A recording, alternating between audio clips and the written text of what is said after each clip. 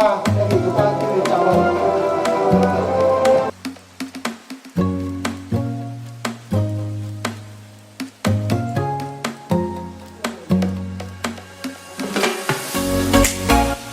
Gửi đến toàn thể lời chúc sức khỏe và chúc cho chúng ta đoàn kết với nhau và chúc cho chúng ta trong năm 2026 có nhiều cái kết quả tốt đẹp hơn nữa. Xin trân trọng cảm ơn.